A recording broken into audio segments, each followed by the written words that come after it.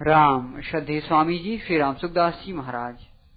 माघ कृष्ण सप्तमी विक्रम संवत 2056 27 जनवरी सन 2000 प्रातः लगभग 9 बजे जेबी नगर मुंबई। राम पराकृत नवद्बंधं परम ब्रह्म नराकृते सौंदर्य सार सर्वस्वं वंदे नंदात्मजं प्रपन्न पारिजाताय पुत्रवेत्रैकपाणये ज्ञानमुद्राय कृष्णाय गीतामृतदुहे नमः। वसुदेवसुतं देवं कंसचाणूरमर्दनं देवकी परमानन्दं कृष्णं वन्दे जगद्गुरुं। वंशी विभूषितकरान्नवनीरदाभात् पीताम्बराधरुणबिम्बफलाधरोष्टात् पूर्णेन्दुसुन्दरमुखारविन्दनेत्रात् कृष्णात् परं किमपि तत्त्वमहं न जाने। हरि ओं नमो परमात्मने नमः। श्री गोविन्दाय नमो नमः। श्री गुरु शरण कमलेभ्यो नमः। महात्म्यो नमः। सर्वेभ्यो नमो नमः। नारायण नारायण नारायण नारायण। हमारे शास्त्रों में हम देखे तो जितनी पुस्तकों संस्कृति है, हिंदी की है, संत महात्माओं की है, भगवान की है, ऋषि मुनियों की है, जितने देखे उनमें नाम की महिमा और सत्संग की महिमा, दो की महिमा ज्यादा आई है। भगवान के नाम की महिमा बहुत आई है और सत्संग की महिमा तो भी बहुत आई है। सत्संग की महिमा कुछ और विचित्र है, विचित्र है। सत्संग नाम किसका है, इसमें भी मतभेद है, थोड़ा अर्थभेद है। मगर सत्य जो परमात्मा है, परमात्मा में सत्य रुचि हो जाए, उसका नाम संगा सत्संग है। उस संग से कल्याण होता है। भागवत में आया है कि भगवान में रुचि हो जाए, भगवान की तरफ भाव हो जाए, उसका नाम सत्संग है। और उसी महिमा कहते हुए नोपासीत महत्तमा। गायों और गोप और गोपियां, ये सभी इन लोगों को ने महात्मा का संग नहीं किया।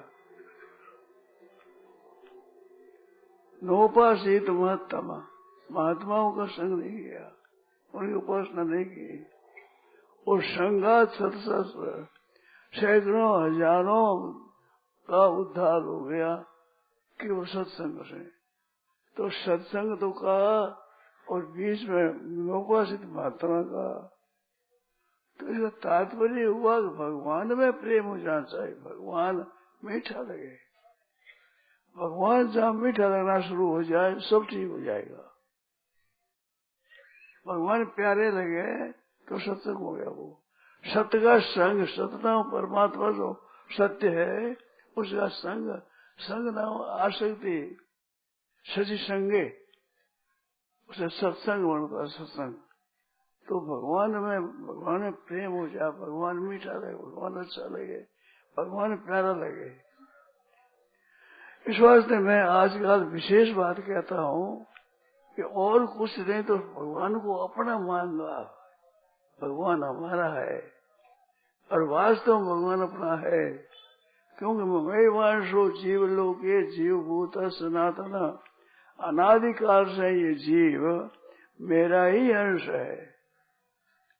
ईश्वर अंश जीव अविनाशी, चेतन अमर सुराशी। इसका स्वरूप चेतन है, अमर है, मद रहित है और सहज सुराशी, सहज स्वरूप है। सो माया बस भय है, माया बस में हुआ है नहीं। माया बस भय, माया बस हो गया है। और भगवान का है ये अंश। भगवान का सोचे, भगवान प्यारे लगे, भगवान अच्छे लगे, भगवान अच्छे लगे, सब काम ठीक हो जाएगा। भगवान जब अच्छे लग जाए तो सब काम आप से आप ठीक होगा। भगवान में एक आकर्षण है, पदार्थों में भी आकर्षण है, दोनों आकर्षण है। पदार्थों में आकर्षण है वो हमारा है, पदार्थों में शक्ति नहीं है जचने की। वो संग हमने किया है पदार्थों का। सो माया बस भयऊ गुसाई, बंधो कीर मरकट की नाई। कीर और मटकर की तरह ये स्वयं बधा है, तो कीर और मटकर ने स्वयं ही उनमें अन्न और जल दो दृष्टान दिया, दो का। तो उन भोगों में, उन अन्न में, जल में, चीज में आकर्षण हमने किया है, वे नहीं खींचते हैं। संसार के पदार्थ स्वयं खींचते नहीं है, उनमें रुचि हमने पैदा की है। और भगवान में खुद आकर्षण है, उसमें नाम कृष्ण कृष्ण है। कृषि भूवाचक शब्द है, नष्टा निर्वृत्ति वाचक। भूमा व्यापक परमात्मा है, वो कृष्ण खींचता है, सब खींचता है, स्वाभाविक। पदार्थों में खिंचाव है, वो भी है वह पास तो परमात्मा का ही, परंतु परमात्मा का हम मानते नहीं, इस वास्ते माया का हो जाता है। वास्तव में सबसे खींचना भगवान का ही है, पर भगवान का हम मान लेते हैं तो हमारा लाभ होता है, भगवान का नहीं मानने से लाभ नहीं होता। क्यों? सब जगह है तो वास्तव परमात्मा ही, चाहे भोग है, चाहे पदार्थ है, चाहे रुपये हैं जिनमें लोगों को आकर्षण ज्यादा, तो उसमें है तो परमात्मा ही, सब में परिपूर्ण परमात्मा है। और परमात्मा तरफ भी आकर्षण है, पर आकर्षण वो परमात्मा की तरफ होने पर भी हम परमात्मा की तरफ मानते नहीं। इस बात से विषयों में आकर्षण हुआ है, भोगों में आकर्षण हुआ है। वो आकर्षण और है, भगवान का आकर्षण और है। भोगों का आकर्षण तो अपने सुख के लिए परमात्मा के भोगों की तरफ जाते हैं, और भगवान का आकर्षण होगा वो भगवान के लिए आकर्षण होगा। और हमारे लिए भी आकर्षण हो, पर केवल भगवान में हो तो उसकी भी बड़ी महिमा है। गोपियों की जिनका आकर्षण था वो भगवान की तरफ था, और भगवान का होने से वो भगवान की विशेष कृपा हुई उन पर। भगवान की तरफ आकर्षण दो तरह का होता है। 7वें और 9वें 2 अध्यायों में भगवान के आकर्षण को बताया है, उसका नाम ज्ञान विज्ञान कहा है। 8वें में अर्जुन ने पूछ लिया, इस वास्ते 8वां अध्याय चला, नहीं तो प्रकरण विज्ञान से ज्ञान का ही चल रहा था। तो 8वें पूछ लिया था, उसे उत्तर देकर फिर विज्ञान से ज्ञान में कहूँगा। 9वें अध्याय में फिर कहा, तो 8वें अध्याय में जो कमी रही उसकी पूरी 9वें अध्याय में की नहीं। इन 2 अध्यायों में 2 तरह से भगवान की तरफ आकर्षण बताया है। एक तो आकर्षण भगवान की तरफ है, भगवान को भगवान समझकर भगवान की तरफ आकर्षण होना। एक भगवान को भगवान न समझ करके विशेष समझ कर आकर्षण होना। तो भगवान को किसी तरह से आकर्षण हो, भगवान तरफ आकर्षण कल्याण करने वाला है। भगवान की तरफ मन लग जाना, खिंच जाना कल्याण करते हैं। इसके विषय में संतों ने कहा कि जैसे भय के कारण से कंस का भगवान तरफ आकर्षण हुआ, आकर्षण भगवान की तरफ भी है, परंतु भयभीत होने के कारण से भी भगवान में मारेंगे, ये मेरे को मार देंगे, इसलिए आकर्षण हुआ। और द्वेष से हुआ है शिशुपाल का, बैर समझे सामने कृष्ण के साथ बैर करके आकर्षण हुआ, उससे भी कल्याण हुआ। और वृष्णि वंश जो थे उनका हुआ अपने संबंध से आकर्षण, कि ये तो हमारे हैं, हम कुटुंब भी है, हमारी जाति का है, हमारे बिरादरी का है, हमारा साथी है, ऐसा कर हुआ। किसी तरह से ही आकर्षण हो भगवान की तरफ तो वो आकर्षण कल्याण करने वाला होता है। अब देखो, द्वेष और भय से किया जाए और लोभ से किया जाए, भोगों की आसक्ति से किया जाए, किसी तरह से भगवान पीछा लगे, किसी तरह से भगवान को चाहे भगवान जान कर लगे, चाहे भगवान को भगवान न जान कर भगवान में लग जाए, तो अंत में वो कल्याण करेगा ही। इस बात से दृष्टांत आया है, अनिच्छया भी सर्वस्रष्टा दहत्ये भी पावक। अग्नि को अग्नि जान करके स्पर्श करो और चाहे अग्नि अनजान पर स्पर्श करो, वह तो जलावेगी, उसका स्वभाव है, वो जलावेगी। इसी तरह से भगवान में किसी तरह से कर लो, वो तो भगवान तो जलावेगी, पापों को जलावेगी, भगवान आकर कल्याण करेगा।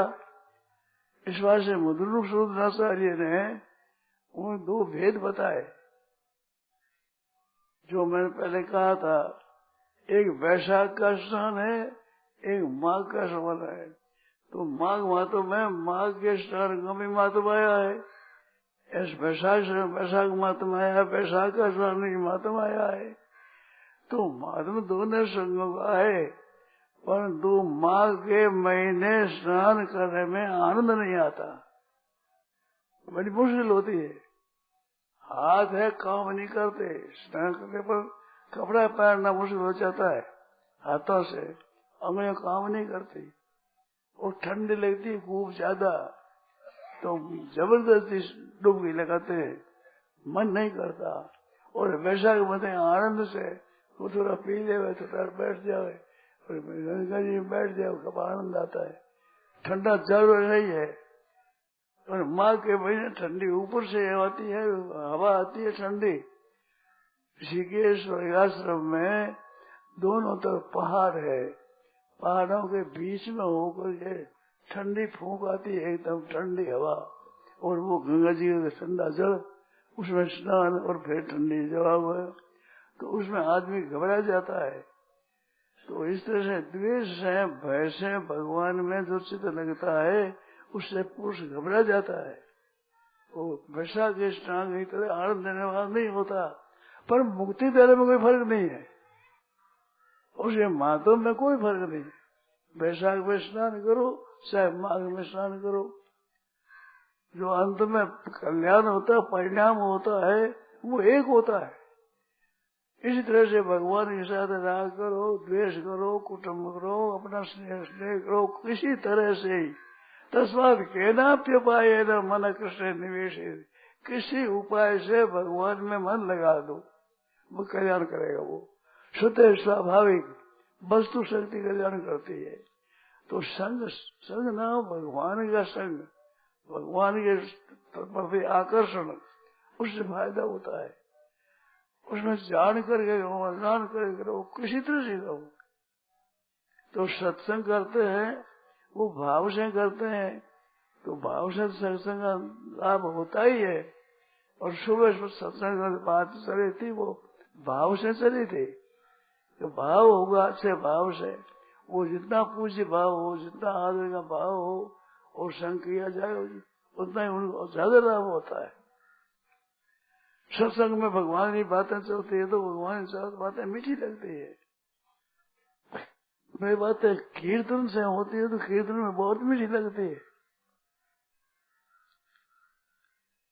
आप लोगों के सामने मैं इतना कहता नहीं हूँ और करता भी नहीं हूँ, परंतु मेरे से कहा जाए, आवाज प्रेम से कीर्तन किया जाए, तो कीर्तन में मेरा मन करता है सुनने का, कीर्तन करने का।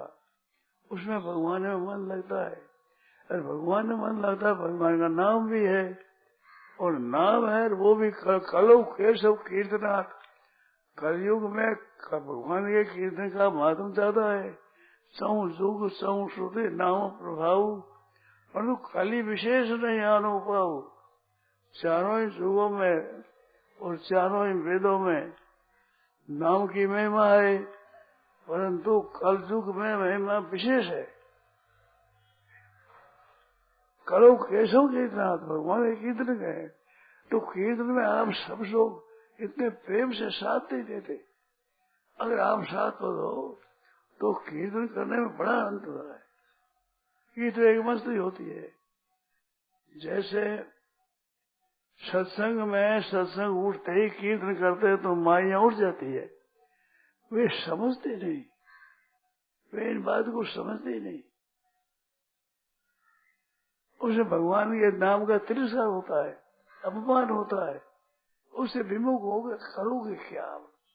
आप घर जाकर क्या करोगे? ये विचार सोचते नहीं। सोचते समझ में आ जाए भगवान के नाम को छोड़ करके उठ गए, अब करोगे क्या? आप मेरे को बड़ा आश्चर्य आता है कि भगवान का नाम छोड़ कर उठ गए, तो इससे बढ़कर क्या काम करोगे? मेरी समझ में कोई काम है ही नहीं आपका ऐसा जो कि यहाँ सत्संग में कीर्तन होता है उससे बढ़कर काम हो। मैं कोई काम न होते हुए फिर भी उठ जाते, उठ के चलते थे। बड़ा भारी अपराध होता है। सत्संग में जो रस आता है सबके उठने से, एक दो उठ जाने से वो रस नहीं आता। ऐसे अनाध्याय होती है।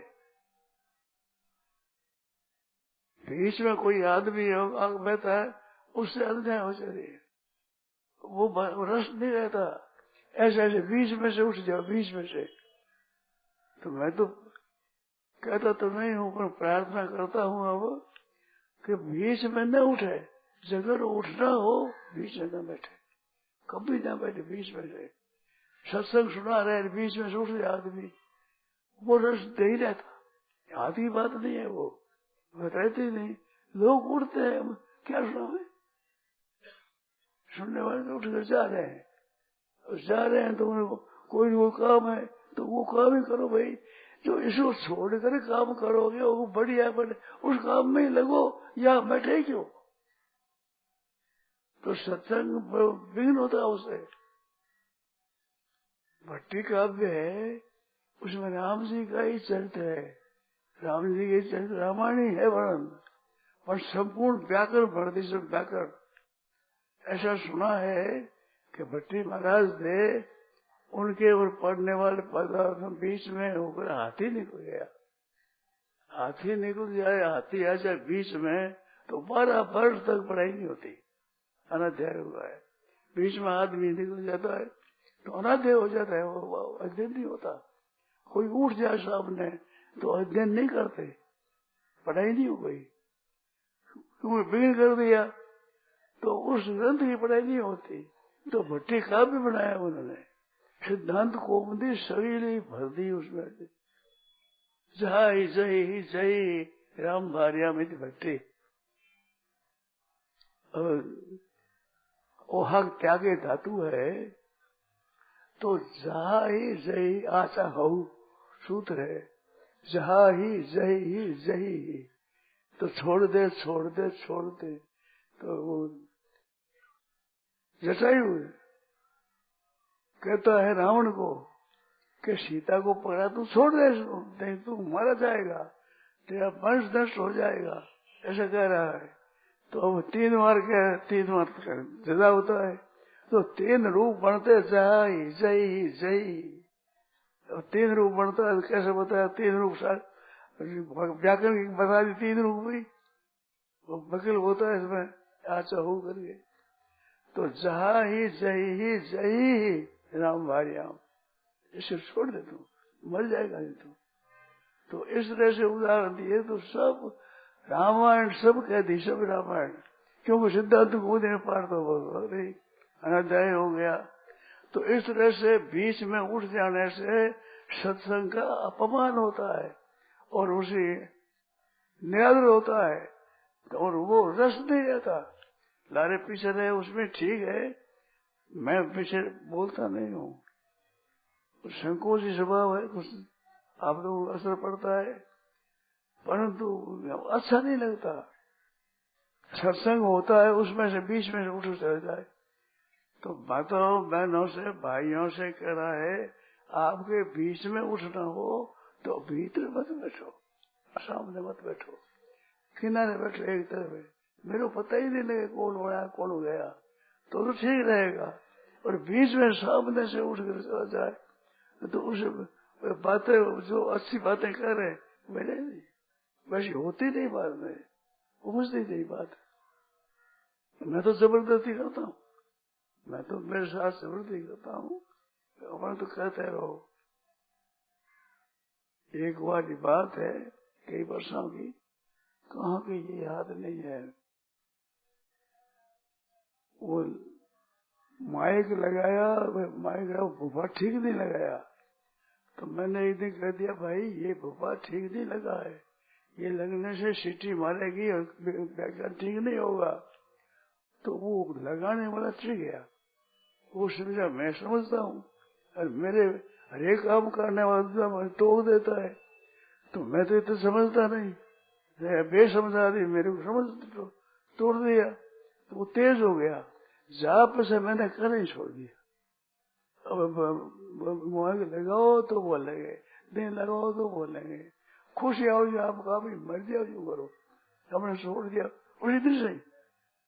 फिर मैंने कहा ये कि यूं करो यूं करो, खुश होंगे अमेरिका बोल रहे अपने तो अपने जिम्मेवारी बोलने की है तो बोल दिया। अब सुने तो नहीं सुने तो अच्छा सुने तो सुने, हम क्या करें, हम बोले तो बड़ी मुश्किल हो जाए, नहीं हमें करनी नहीं है इस बात हम बोल देते हैं। तो सत्संग में रस तभी आता है जब सत्संग सुनने वाले उत्कंठित हो जाए। जहाँ उत्कंठा होती है उसमें ऐसा विषय आता है मेरे को आश्चर्य आता है,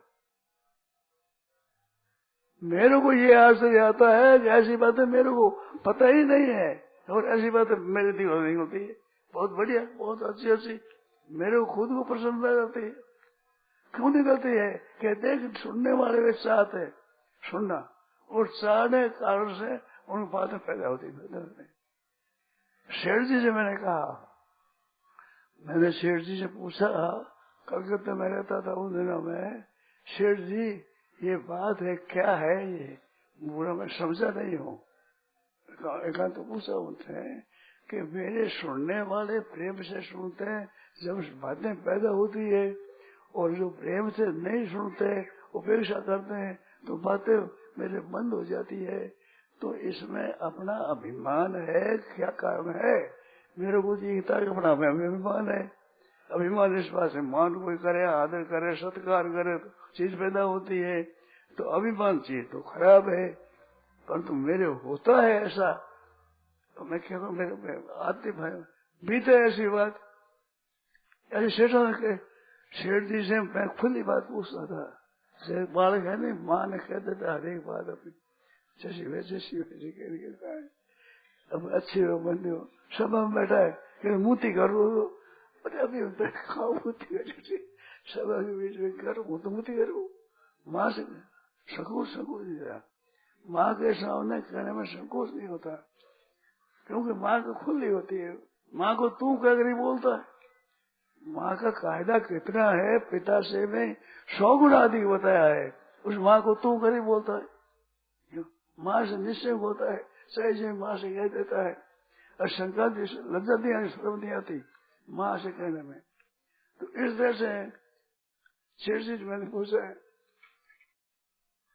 आपको बताओ, जैसे ये बात पूछे तो शेर जी ने कहा दोनों बातें होती है, न्याय है ऐसा, जो सुनने वाला ठीक सुने तो अच्छी बातें पैदा होना न्याय है, उचित है, अनुचित नहीं है। परंतु वो अभिमान भी हो सकता है, अभिमान भी हो सकता है, पर न्याय कोई दोष नहीं है इतना, जैसा दोष माना गया अभिमान आ गया, न्याय है। ऐसे पूछा, अब लोग क्षमा करेंगे, अनुचित बातें मैंने पूछ ली। मैंने पूछा शेर जी मेरे मन में पैदा होती है, आप विवेचन करते हो, और उससे मेरे मन में पैदा है, मैं विवेचन बढ़िया करता हूँ। गीता के श्लोकों का आप विवेचन करते हैं और करता हूँ मैं, तो मेरे मन में आती है कि शेर जी से मैं विशेष कहता हूँ, बढ़िया बातें कह देता हूँ। शेर जी की इतनी कृपा थी महाराज, महात्माओं की कृपा को आदमी पहचानता नहीं, उनके स्नेह को पहचानता नहीं। अरे पहचान तो निहाल हो जाए। तो बड़े प्रेम से मैंने कहा कि ऐसी बातें तुम कहते हो तो यूं विचार करो कि ये सीखी कहाँ, ये बातें कहाँ सीखी। मैं अपने को पंडित मानता था गीता के विषय में, जब पढ़ता था उस समय में गीता याद कर ली, गीता पाठशाला खोली, पाठशाला में मेरी गीता पढ़ाऊंगा मैं, और ये मन में आई कि मैं गीता जानता हूँ, मैं गीता बहुत ही जानता हूँ। परंतु शेर जी के लेख सुने तो चकरा गया कि गीता जानने वाले ये है। और मैंने कहीं कहीं कह भी दिया ये कि भाई गीता जानने में गीता के गहरे उतरे हुए शेर जी है।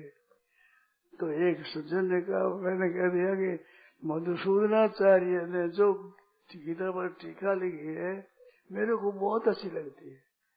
संस्कृत टीका कई देखी और सब मधुसूदनी अच्छी लगी, परंतु मधुसूदनी से भी शेष शेर जी की बगड़ी में है।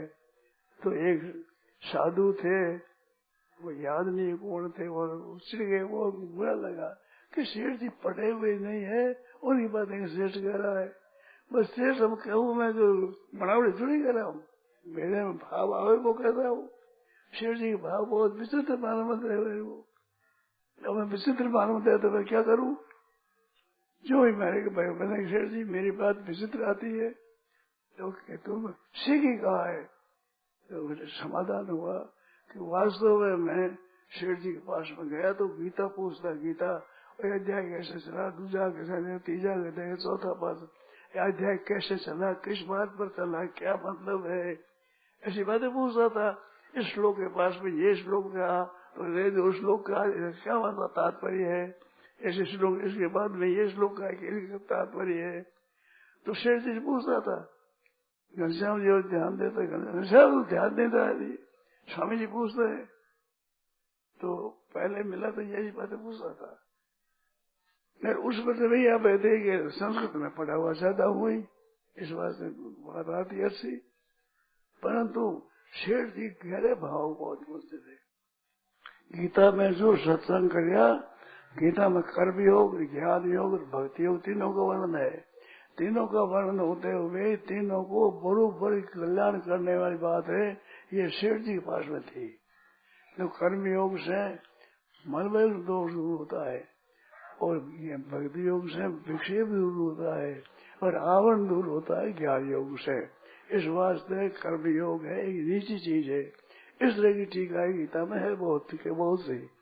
तो इसमें शेर जी ने बताया कर्म योग से भी कल्याण होता है, ज्ञान योग से भी कल्याण होता है, भक्ति योग से भी कल्याण होता है। तो ये बात शेर जी मेरे को विशेष लगी, और टीका में से मिली नहीं। तो ये बात विशेष आती, तो विशेष बात है उसको मैं पूछता, बार बार तर्क भी करता, और तो शेर जी उसे समाधान करते कि इस तरह से सभी बातें ठीक है। अब उनके विषय में मेरे विचार है, अब कई तरह के विचार है।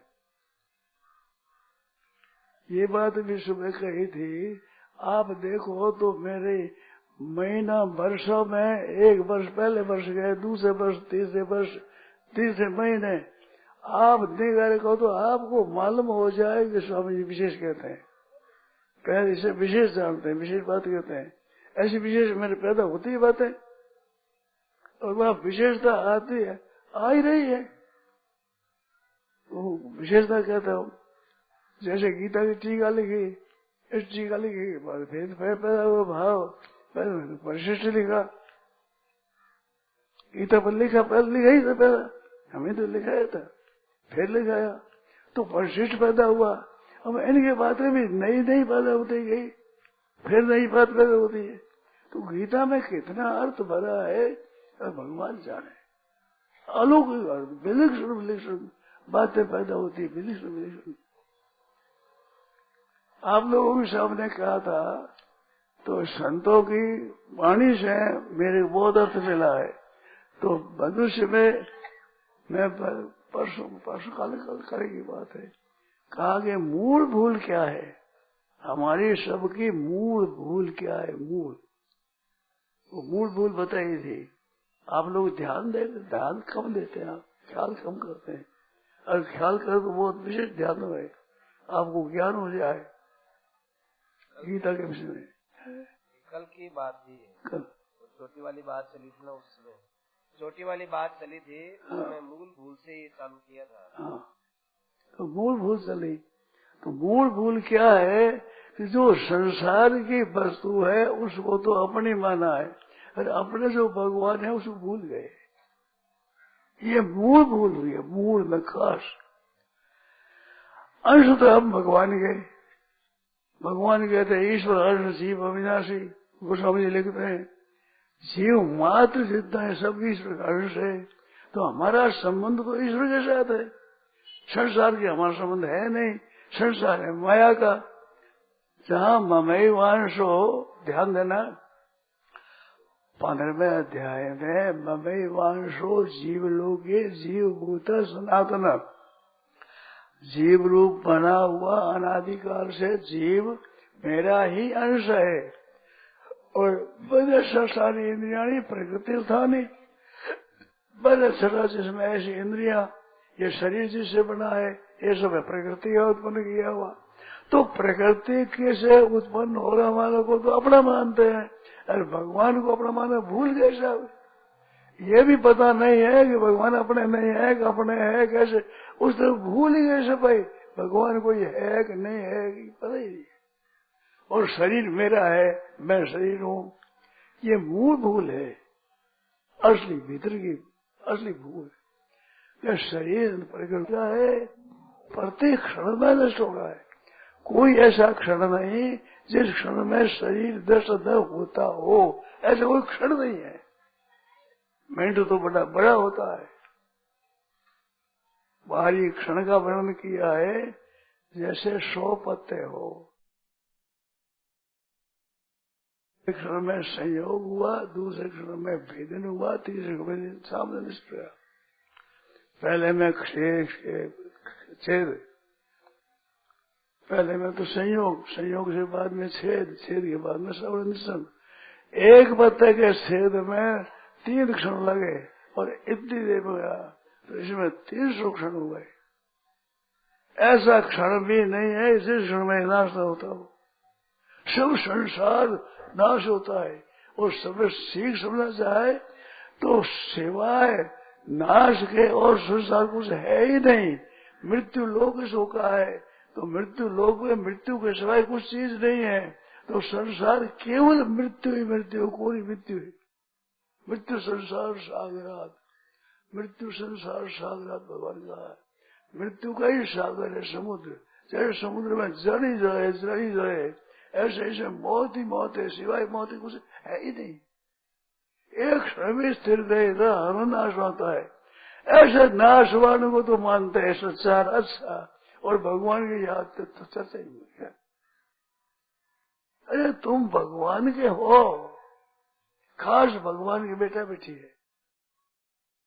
मात्र जीव जितने हैं, चाहे सांप हो, चाहे विष्णु हो, चाहे गोविंदा हो, चाहे गो हो, कुछ भी हो, सब भगवान के अंश है, सब भगवान के। और जीव मात्र तो है ही।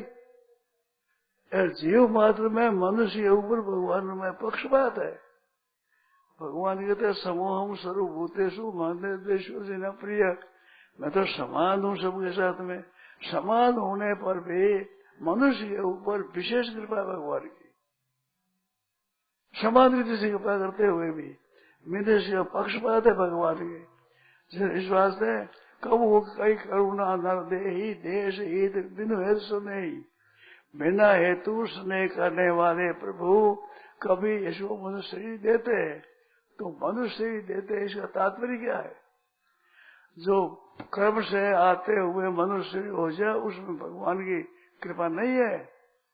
कृपा ये शरीर 84 लाख जोड़ी है, उनमें कर्म कर्म सब दे दे, बस भगत आ गए मनुष्य ही देते। ऐसे नहीं, कऊ करी करुणा करुणा करके, और बीच में ही जो बारी नहीं है, अभी मनुष्य का मौका नहीं है, ऐसे सब बीच में मौका देते हैं भगवान। वो तात्पर्य है। कबू करुणा नर दे ईश बिनु हे तो सुनाई मिला तो सुनाई बीच में मनुष्य शरीर देते हैं। मनुष्य शरीर प्राप्त होकर के ये मेरे को प्राप्त कर ले, जल्दी कल्याण हो जाए, इसका उद्धार हो जाए, ऐसा विचार करके कर्म की परंपरा जो कर्म से चल रही है उसके बीच में मनुष्य जन्म को मनुष्य जन्म दे दे। अब उस जन्म तरह भगवान ही ब्रह्मांड चले कि भगवान ने इतनी कृपा करी, अपना कर्म में छोड़ के चट मनुष्य दिया, तो उस भगवान को याद करो। तो उस भगवान को बिल्कुल भूल गए और संसार को अपना मान लिया। अरे ये तो तुम्हारा है ही नहीं। एक प्रत्येक क्षण में नष्ट होता है। संसार जितना शरीर मिला हुआ है, एक संसार ही है, समष्टि संसार और शरीर एक है, बिल्कुल एक है। क्षिति जल पावक गगन समीरा पंचरत्न अदम शरीरा, और क्षिति जल पावक दूसरा पंचरत्न सब शरीर मात्र पंचरत्न है। तो संसार की और परमात्मा शरीर की एक धातु है, एक धातु से बने हुए है संसार और शरीर। तो वो मनुष्य शरीर दिया, तो मनुष्य शरीर में विशेषता है विवेक की।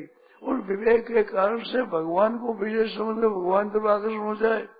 तो भगवान का इतना स्नेह है, इतने पक्षपात है, तो मनुष्य का चित्त आकर्षित हो जाता है भगवान ही तरफ। कितनी कृपा करके भगवान मनुष्य शरीर दिया है। जो बीच में अभी मनुष्य होने की संभावना नहीं थी, ऐसी कृपा करके भगवान मनुष्य दिया। ऐसी कृपा करने वाला था, मन खींचता चाहिए तो भगवान की तरफ चित्त खींचना चाहिए, परंतु भगवान का पता ही नहीं। अरे मीठा रहे क्या, संसार मीठा रह गए। संतों ने कहा कि योग्यता, अपना बल, अपना शरीर, ये अच्छा लगता है। बल में हमारे काम आने वाला नहीं है, योग्यता भी हमारे काम आने वाली नहीं है, शरीर भी हमारे काम आने वाला नहीं है। ये महात्माओं कृपा से मालूम हुआ कि हमारे काम आने वाली चीज नहीं है। ये हमारे जो इच्छा है भीतर में भगवान की प्राप्ति की, निर्विकार तत्व की प्राप्ति करने की, जन्म मरण से सदा छूटने की, ये जो हमारी मांग है उस पूरी करने वाली शरीर कर ही नहीं सकता। दुनिया अखंड जाए, कोटि ब्रह्मांड, इतने सब मिल करके भी हमारी इच्छा जो है परमात्मा की प्राप्ति की, ये संसार कर नहीं सकता। संसार में ताकत है ही नहीं। अनंत ब्रह्मांड सब मिल करके भी ये ताकत नहीं है किसी में ही, जो कि हमें जन्म मरण शरीर कर दे, परमात्मा की प्राप्ति करा दे, सदा के लिए हमें शांत कर दे, हमारी कोई इच्छा बाकी रहे ही नहीं, ऐसी करने की शक्ति संसार मात्र में किसी भी नहीं है। अनंत ब्रह्मांडों के बीच में भी संसार में ताकत नहीं है। एक बात, एक दूसरी बात विलक्षण है कि आप अगर चेत करो तो संसार का उद्धार आप कर सकते हो, और संसार सब मिलकर आपका उद्धार नहीं कर सकता। आप इतनी विलक्षणता है। आप संसार मात्र का उद्धार कर सकते हो, और संसार सब मिलकर एक का उद्धार नहीं कर सकता। इतनी आप में विलक्षणता है। पर आपकी विलक्षणता आप भूल गए, संसार की विलक्षणता आप स्वीकार कर दी, और भगवान की विलक्षणता तो पता ही नहीं, उसकी तरफ ख्याल ही थी। आप में विलक्षणता है क्योंकि आप चेतन हो। ये संसार सब जड़ है, मन संसार नहीं, इंद्रिया नहीं, प्रकृति था नहीं, ये सब मन संसार से ये सब प्रकृति में स्थित है। और तुम मेरे अंश हो, तो तुम भगवान के अंश हो साक्षात। तो भगवान के आप और ये प्रकृति का है, तो प्रकृति में उजले हुए जीव है, उन सबको आप उसे चेत करा सकते हो, आप ज्ञान दे सकते हो, आप उनका उद्धार कर सकते हो। आप में ये ताकत है, तो जीव मात्र में ताकत है। जितने भगवान का अंश है, संपूर्ण जीवों में ये ताकत है। वो अगर विचार करे तो दुनिया मात्र का कल्याण कर सकता है जीव। ये जीव में ताकत भगवान ने दी हुई है, अपने घर की नहीं है, भगवान की दी हुई है। इतना कल्याण कर सकता है। और संसार संपूर्ण ब्रह्मांड, अनेक ब्रह्मांड, अनंत ब्रह्मांड, वे सब मिलकर ये तुम्हारा कल्याण कर नहीं सकता। और तुम दुनिया को मात्र का कल्याण कर सकते हो, इतनी ताकत तुमने है। वो बात दी हुई भगवान की, वो भगवान की तरफ आपका ध्यान ही नहीं। और संसार की तरफ आप ध्यान, इसका मतलब रुपया हो जाए, मान हो जाए, सदा हो जाए, महिमा हो जाए, केवल ये में क्या करते हो तुम? भगवान को आश्चर्य आता है, ये कर क्या रहे हो आप? साब नाशवान क्षण भंगुर, उसके पीछे पड़े और वो बढ़िया है। और आप खुद चेतन हो, परमात्मा के साक्षात अंश हो, साक्षात अंश होते हुए भी आप संसार पदार्थों में, भोगों में लिप्त हो गए, मान में, सत्कार में, आदर में, महिमा में, इसमें फंस गए। बड़ा भारी नुकसान किया तुमने। तुम हो कौन? इस बात मैं प्रार्थना करता हूँ, रे कम से कम, कम से कम, कम से कम छोटे से छोटा काम करो तो भगवान अपना इतना तो मान दो। आपके समझ आवे तो मान लो, समझ में नहीं आवे तो भगवान अपना है, तुम भगवान के पुत्र हो। उपनिषद माता अमृत से पुत्रा, अमृत अमृत कभी से मरता ही नहीं कभी। ऐसा अमर रहने वाला उसी पुत्र आप हो, आपका नाश नहीं होता। 84 लाख जोड़ी में घूम लो, कटले कई ब्रह्मांडों में घूम लो, आपके आनंद काल हो जाए, प्रलय हो जाए कई आपके सामने, तो भी आपका नाश नहीं होता। आप अविनाशी हो, परमात्मा के स्वरूप हो, उसके अंश हो और अविनाशी हो। आपका कितना मूल्य है और आपके शरीर का कितना मूल्य है, इन मूल्य अमूल्य शब्द शरीर से आप कितना बड़ा भाई लाभ ले सकते हो, पर लाभ नहीं है। कीर्तन कर रहे हैं, अरे कुछ तो हो, क्या कर रहे हो आप? परमात्मा का नाम है, परमात्मा का ऐसा है। ऋषिकेश में एक भाई ने पूछा कि भगवान के चरणों में क्या चिन्ह है? चरणों में मछली का चिन्ह है, पर्वत भाई चिन्ह है, कई चिन्ह है चरणों में। वो चिन्ह करने लगे, एक आदमी उठ गए, शेष ने बंद कर दिया। ये भगवान के चरणों का करते हैं, वो चिन्ह कह रहे, वो पूछ रहे, हम बता रहे, लोग पूछ रहे, तो कैसे इन सामने कहना है बड़ा अपराध का है। भगवान के चरणों का चिंतन करे और वो वर्णन कर रहे, लोग उठ जाए। कुछ समझते नहीं, जैसे बिल्कुल महान मूर्खता। भगवान का वर्णन हुआ है, उठिए, ऐसे कीर्तन होता है, उठिए। मैंने आज तक आप करोगे क्या? उठकर कौन सा लाभ ले लोगे? घर जाकर क्या काम कर दोगे? होश हुई, भगवान के नाम का कीर्तन हो रहा है, भगवान के चिंतन का। जो हमारे परम पिता परमेश्वर है, हम जिनके संतान है, अपने माइतों की बात है, मैं सुन करके चट उठ गई, सोती। अब कौन सा काम बढ़िया करोगे बताओ? मेरे समझ में नहीं आता, मेरी अकल में नहीं आता कि सत्संग छोड़ करके अब कोई बढ़िया काम करोगे। क्या बढ़िया काम करोगे? कोई है ही नहीं काम में, दुनिया मात्र में। ऐसे बात उठ गए, ऐसे 2-4 मिनट, 4-5 मिनट, इसमें कोई ज्यादा समय लग जाए, मैं कैसे बचाया जो है वो 4-5 मिनट, 4-5-6 मिनट से भीतर कीर्तन थोड़ा सा करते मन करते। मेरा बस चला, मेरे मन की बात आती नहीं थी, मेरे में आई है ऐसी, कीर्तन करे खूब सत्संग घंटा भर कीर्तन करता है। कैसे एक आनंद आ जाए, मौज हो जाए, आप सुनते ही नहीं, कीर्तन आप सुनते ही नहीं, तो ऐसा निरादर कराए भगवान के नाम का, ठीक नहीं है। नहीं तो कीर्तन में कितना रस आओ, कितना आप मस्त हो जाओ सभी।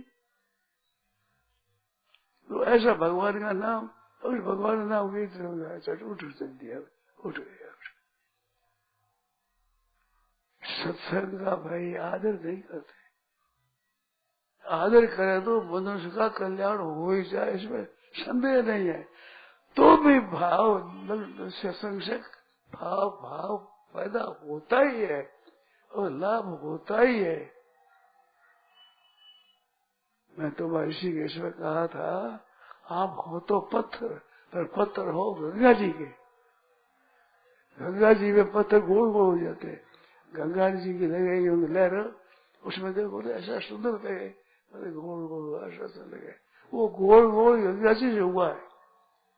गंगा जी रेणुका आप देखिए ना, रेणुका करनी होती है, अपने दोनों रेणुका नरम होती है, वहां की रेडी होती है, क्योंकि पत्थर लगकर पत्थर कट कट कर बड़ी है वो, तो पत्थर बढ़िया है, बरसों से पत्थर बढ़िया है, पत्थर बरसों से बड़ा बड़ा गोल हो जाता है, क्योंकि टक्कर लगती है, थोड़ा थोड़ा टूटता ऐसा गोल दिखता है, बहुत आदर्श होता है। ऐसे पत्थर हो गए, वे पत्थर पहाड़ के ऊपर भी है, ऊपर भी। तो मैं जाना लाखों वर्ष पहले गीत गंगा जी वहां ऊंची चलती थी, उन पहाड़ों को चलती थी, तो वे पत्थर गोल गोल हो रहा है, अब नीचे चल रही है, तो कितनी ऊंची थी, ऊंचे पत्थर वहां पर गोल गोल पत्थर है, आपने देखा होगा। तो वे गोल है, तो वहां गंगा जी का प्रवाह चलता था पहले, इस वास्ते वे पत्थर भी गोल हो गए, वे गोल पत्थर है, गोल हो जाए पत्थर, बड़ा सुहावना, तो गंगा जी बड़े बड़े गोल हो जाए। इसी तरह से सत्संग सुनते सुनते आप में विलक्षणता आ जाती है, पर वो विलक्षणता आप जानते नहीं, पत्थरों को पता ही नहीं कि हम गोल हो गए, आपको ये पता ही नहीं कि हम जानकार हो गए। पर सत्संग मां बैठे हुए है, पंडित कोई भी कथा कहता है, कोई बताता है, गीता सुनाता है, तो आप लोग क्या बात है, पंडित हो क्या बोल रहे हैं, ये कैसे कर रहे हैं, आपको पसंद नहीं आवेगी, बातें पसंद नहीं आती, फिर भी आप चेत नहीं करते, फिर भी आप होश नहीं करते, तो इतनी बातें ध्यान न देने पर भी इतनी विलक्षणता आप में आएगी जो पढ़ने के नहीं है। पंडिता ही कोई छाड़ता है तो पंडिता ही आपको अच्छी नहीं लगती, गीता की गहरी मन की बातें हमें वो अच्छी लगती है, उसे मन करता है, इतनी आप में योग्यता आएगी स्वतः। तो ये क्या है, गंगा जी के पत्थर है, गंगा जी के कारण से लुढ़कते गोल हो गया।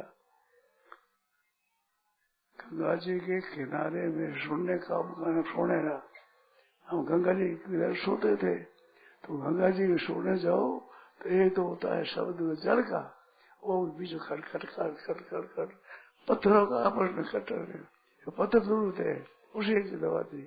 एक गंगा जी जल की है, एक धारा है, गंगा जी किनारे सो जाओ, आपको मालूम होता है, वो सो जाओ, सही पत्थर लुढ़कते हुए थे, वो लुढ़कते हुए पत्थर है, उससे करते कैसे गोल हो जाए, बढ़िया बढ़िया गोल गोल, सुंदर पत्थर, बड़े बड़े पत्थर है, वे भी गोल गोल, छोटे छोटे पत्थर में भी छोटे छोटे पत्थर बड़े सुहावने गोल हो जाते।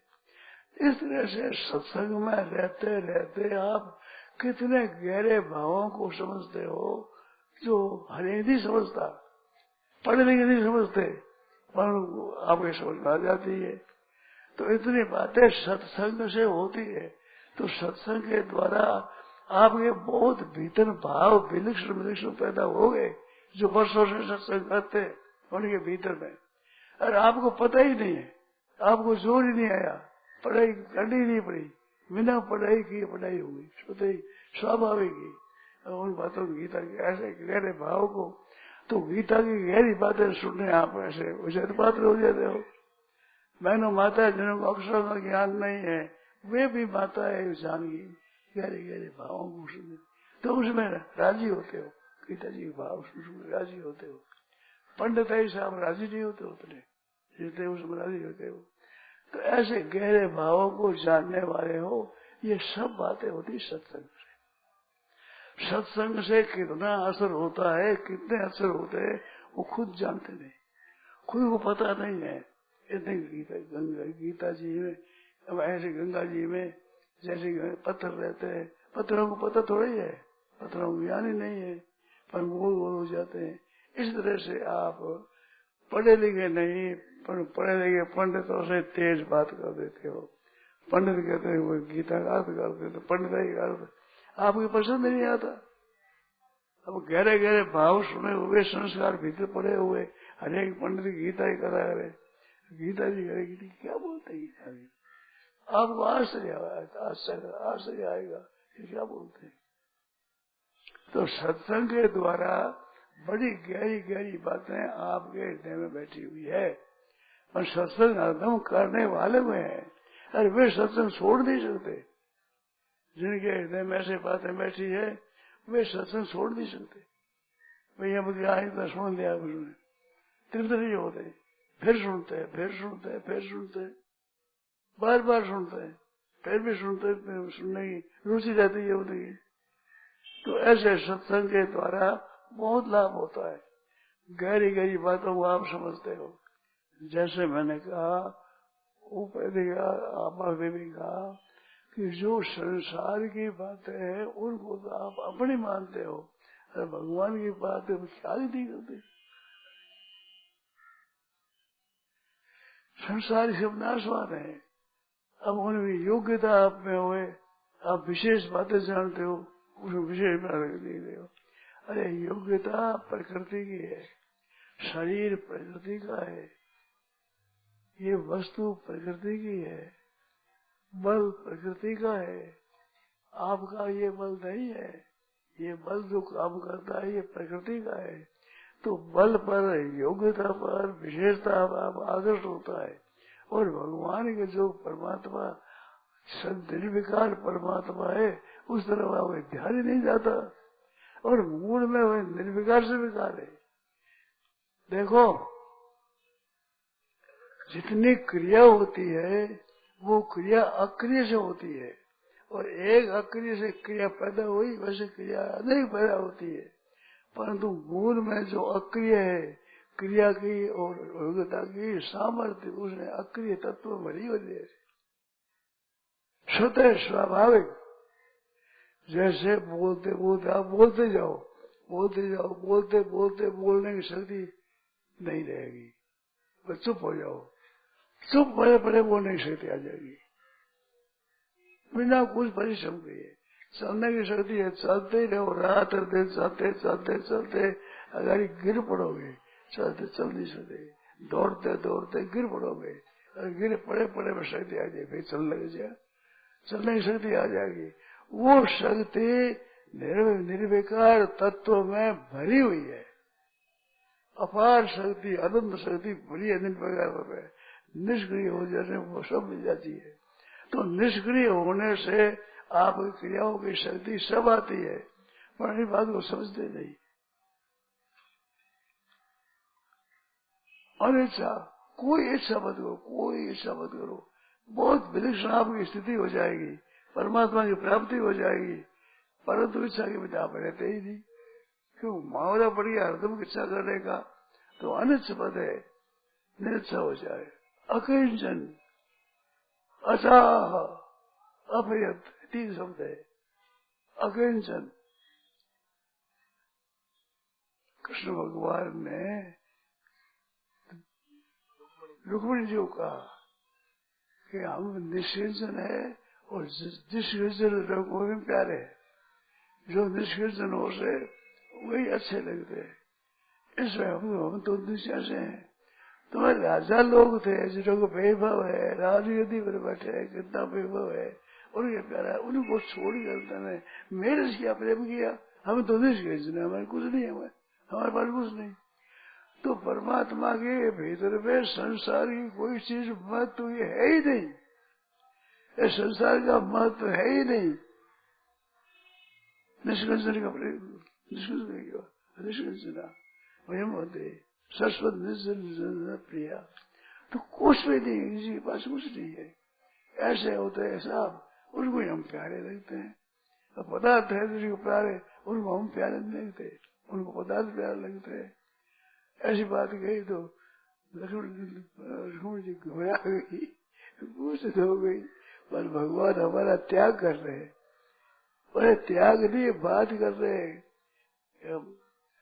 प्रेम की बात कर रहे हैं। वो कहते हुए मूर्छित हो गई, तो चारों हाथों से उठाई, अरे तो मूर्छित हो गई। फिर समझ में गई, महाराज जितने राजा महाराजा देवता जितने हैं सब आपका आपका ही, वो आपकी उपासना करते हैं, आपकी उपासना से सब वस्तु मिलती है। वो संसार में जो वैभव है वो आपकी उपासना में मिलता है। आप स्वयं किसी वस्तु से आकर्षित नहीं होते, किसी वस्तु से, किसी चीज से, किसी मूल्य से आप खींचते नहीं, आप खींचते हो प्रेम से, केवल प्रेम से। वो प्रेम है, वो आपको प्यारा लगा है। प्रेम में आप भगवान खुद भूल जाते, अपनी भगवत्ता भूल जाते। अगमनी भगवत्ता भी भूल जाते हैं। भगवान में ऐश्वर्य शक्ति है, माधुर्य शक्ति है, और माधुर्य शक्ति जो प्रकट होती है जोर से, ऐश्वर्य शक्ति भूल जाते हैं। बाल बालक सब करते थे भोजन। देखो भागवती की कथा आती है, समय हो गया, थोड़ी आज कह दूं, थोड़ी कह दूं। वृत्रासुर था वो, अगासुर, जो मुंह मार करके बैठ गई हो, तो धरा धरोष्ठ जरदोत्तरोष्ठ, ऊपर का होठ तो है बदला बने, नीचा होठ है जमीन पर, धरा धरोष्ठ, अधरोष्ठ तो धरा पृथ्वी पर है, जरदोत्तरोष्ठ, ऐसा हो गया, यहाँ बाहर बैठ गया। भगवान का देखो देखो कैसा बढ़िया है, अजीब की हुई, देखो ये रास्ता है, रास्ता बहुत बढ़िया है। ग्वाल बाल चले गए, बसा ही चला गया, भगवान भी सब चले गए। फिर जो भगवान गए, भगवान कंठ में जाकर गए, अपना बनाया, बड़ा रूप बनाया, बड़ा रूप कंठ में बनाया, तो कंठ में से श्वास आते, नाक में श्वास आवे, सीता है आदमी। हम कंठ बनाए तो ऊंचा, तो बचाते ही कंठ रुक गया, रुक गया तो प्राण निकले, यहाँ फूट करते, यहाँ से प्राण निकले, वो प्राण निकले तो वे बसा ले गए थे ब्रह्मा जी, पस ब्रह्मा जी ले गए, तो 12 महीना लग गए उसमें। ब्रह्मा जी के यूं कर यूं आए, इतने अपने 12 महीना हो गया, बस थोड़ी सी देर लगी। तो वो कथा 12 महीनों के बाद में कही। कई गायों के बच्चे बड़े बड़े हो गए थे, उन गायों ने बच्चा दे दिया दूसरा नया, वो नए बच्चों को छोड़ करके पुराने बच्चों पर प्रेम करने लगे। तो बलदेव जी को आश्चर्य हुआ, ये क्या कौतुक है, नया छोटा बछड़ा होता है, गाय बड़े बछड़े उसको नहीं, उसको लात मारती है, बच्चे छोटे उसको गाएगी। और वे गया महाराज, वे बड़ा बछड़ा है भगवान के पास में, छोटा बछड़ा तो घर पर बंधा हुआ है। वे गायों में चाटने लगी, यूं बड़ी, देखा कि बात क्या है। ब्रह्मा जी ले गए, ब्रह्मा जी ने सब आगे कर दिया, वो सब लीला हुई। और बाद में 12 महीने लगे, 12 महीनों से बस होते हैं सब कहा, 12 महीना तक बस आता रहा, जाता रहा। बसरे सब भगवान बने हुए, वे बड़े बड़े बसे थे, भगवान बने हुए थे। तो वो गायों का विषय देगा, ग्वाल वालों, ग्वाल में हमारे गायों चराने वाले हैं, उनको क्रोध आएगा, कहाँ बसरे लिया इधर, गायों को चढ़ने नहीं देते, गायों पूछ उछाकर चल बना। और जो सामने ग्वाल वाले ग्वालिया चढ़ने लगा, तो सिंह तो दीजिए पहुंच गए ऊंचा, यूं कर ले, सब डर गए, भाग गए सभी। घर जाके चाटने लगी, वहां चुगाने लगी। बलदेव जी ने देखा, उस दिन बलदेव साथ नहीं थे, आकाशों में गए ना, बलदेव साथ में नहीं थे उस दिन साथ में थे। देखा ये क्या कौतुक हुई। ऐसे ही माताओं का देखो तो बहुत से, उनके फटे जूती है, फटा सींगा है, टूटी हुई नगरी है, ऐसा है, तो भी माताओं का प्रेम देगा अधिक। तो ध्यान देकर बलदेव जी देगा, कारण क्या है कि बछड़ों को और ग्वाल बालों को सबको ले गए ब्रह्मा जी। अब राम भगवान खुद ही जो बछड़े बने, खुद ही वहां सिंह बना, उन्होंने लाठी भी भगवान बने, उनका सिंह पास में भी भगवान बने, सभी भगवान बन गए। इस वास्ते उन बछड़ों पर स्नेह गायों का ज्यादा हुआ। अपना छोटा बछड़ा घर पर खड़ा है, उसमें चाट रही है। तो बलदेव जी ने देखा तो आश्चर्य आया, देखा तो सब भगवान बने हुए, बसा भी भगवान बने हुए, भगवान बने हुए। देखा भगवान ये लीला है ये। तो 12 महीना बीत गया हो तुम्हें, 12 महीनों की बात लाकर ये ग्वाल बालों ने सुनाई। वे ग्वाल बाल तो भगवान का स्वरूप थे 12 महीने तक, 12 महीने में चले। भगवान 5 वर्ष के, भगवान की आयु 5 वर्ष की। 5 वर्ष की उम्र भगवान की, 5 वर्ष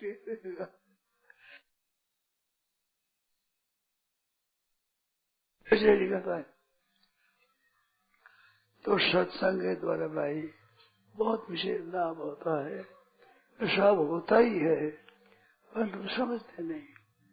आपको हम क्या कहें, हम तो खुद नहीं समझते। सच्ची सरलता से बात कहते हैं, भगवान की बातों को हम समझते नहीं। अगर भगवान की बातों को समझे तो हमारे आकृष्ट हो जाए, भगवान में एकदम खन जाए। यो माँ में वसुमो जाना थी पुरुषोत्तम सर्वविद भजति माम सर्व भावेन भारत। सब भाव से भगवान का भजन करे, भगवान में लग जाए। भगवान में स्वामी को मीठा लगे नहीं तो नाशवान पदार्थ मीठा लगे, नाशवान छोरा छोरी प्यारा लगे। समझे नहीं, भगवान को नहीं समझे भाई। भगवान को समझे तो भगवान की तो बात ही विचित्र हो जाए, रात दिन उसी में लग जाए। परंतु इतना होने पर भी भगवान कृपा करते हैं, सुनते हैं। हम थोड़ी लीला, थोड़ी चर्चा करते हैं, उन चर्चा से भगवान खुश होते हैं। बालकों पर माँ बाप खुश हो जियो। हम लायक नहीं है भगवान के चर्चा के लायक, योग्य नहीं है।